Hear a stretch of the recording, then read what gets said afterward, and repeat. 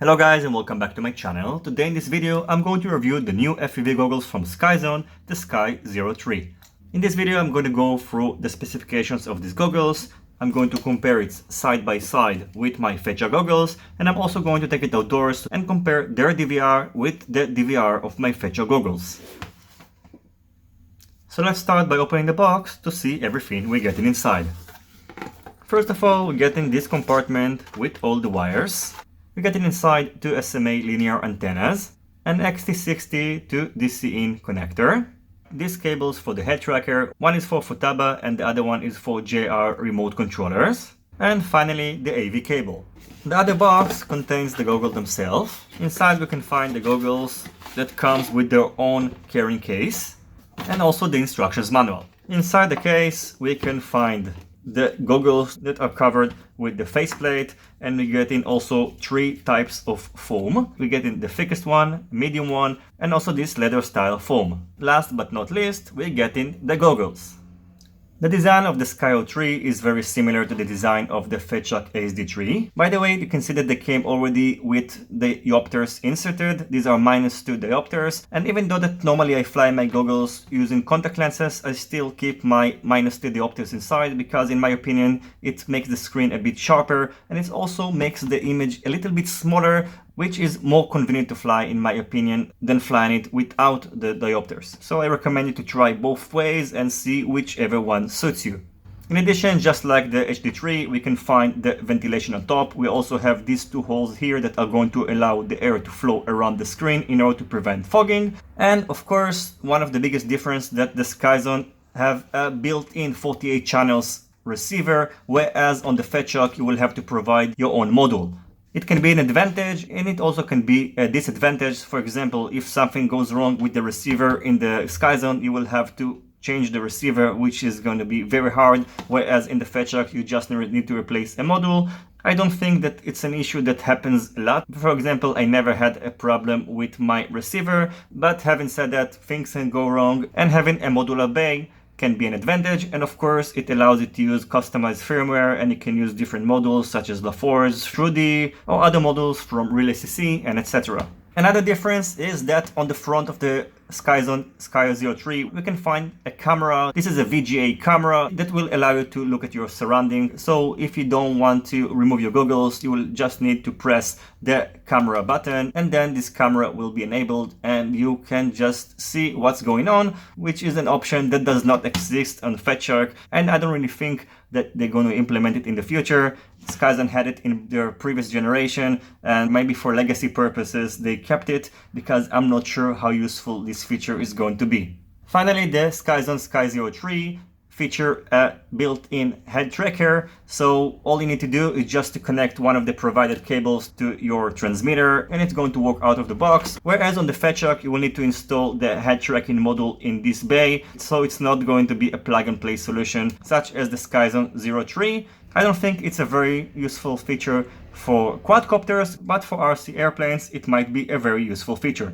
In terms of IPD, the Skyzone SKY03 IPD is adjustable between 57.5 to 69.5 millimeters, and the Fatshark HD3 IPD is adjustable between 59 to 69. So the SKY03 offer a little bit wider range. For me it doesn't matter because I'm kind of in the mid-range, but for other users with a smaller IPD it might make a difference. The DC-in is using the same connector that the Fatshark HD3 goggles is using, which is a 2.1 millimeter connector, and this goggles does not come with any battery, so powering them on is done through the XT60 connector, or you can just get a Fatshark battery because it uses the same connector. So if you wish you can buy the Fatshark headset battery case, and then you can just use two 18650 batteries in order to power them up. The operating voltage is between 7 to 26 volts, so it's much wider than the operating voltage of the Fatshark goggles, which accept only between 2 to 3S batteries.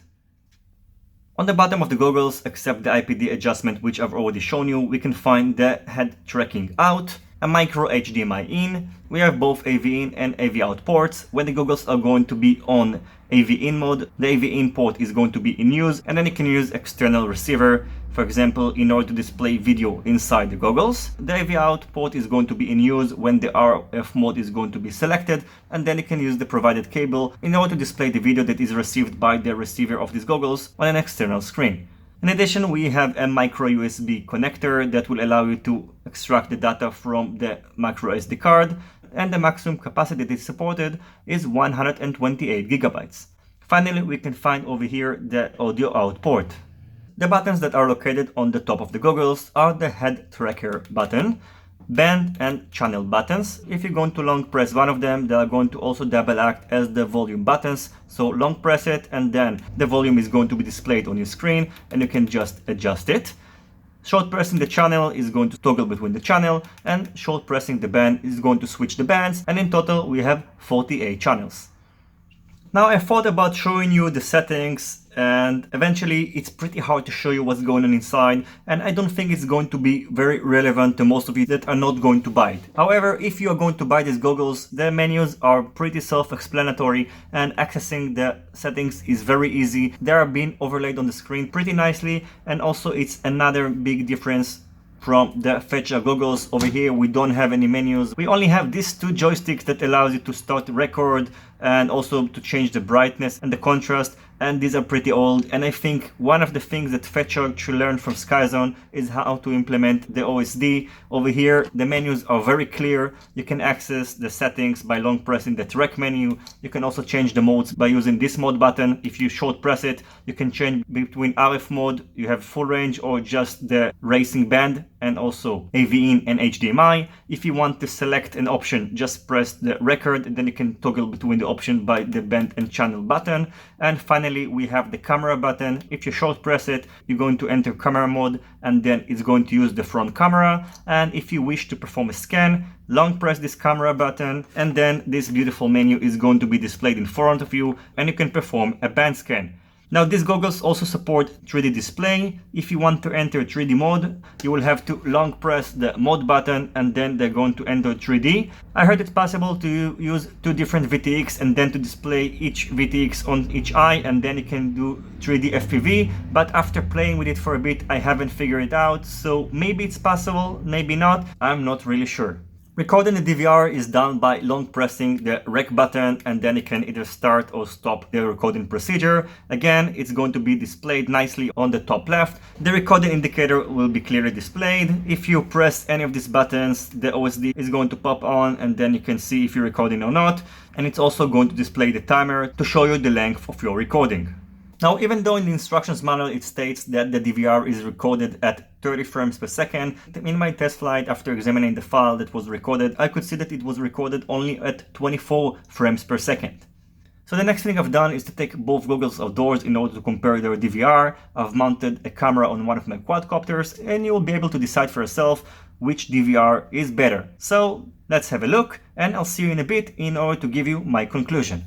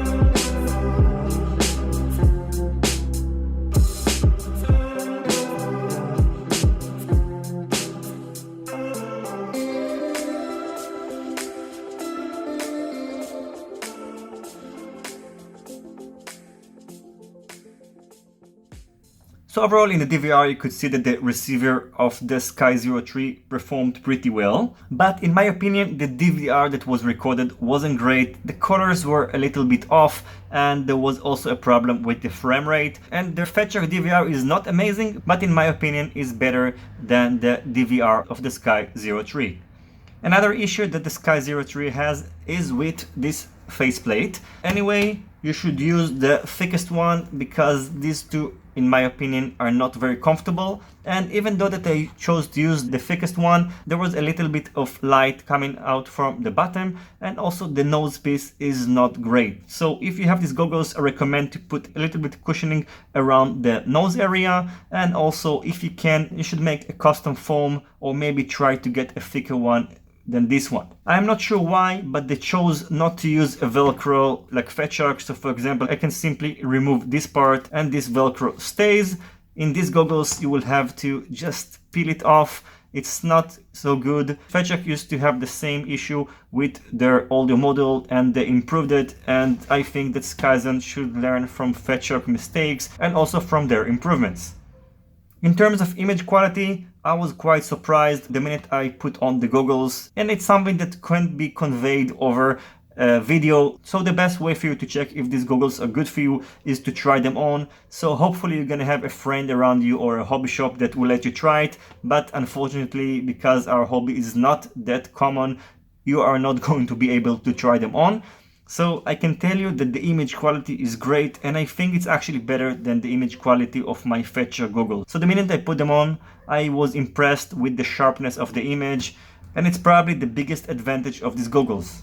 In addition, they have the built-in head tracker, which you should consider if it's a good option for you or not. Again, for quadcopters, it's not going to be that useful, but if you're flying RC airplanes and you're using head trackers, or you think it's going to be a good option for you, maybe you should also consider the Skyzone.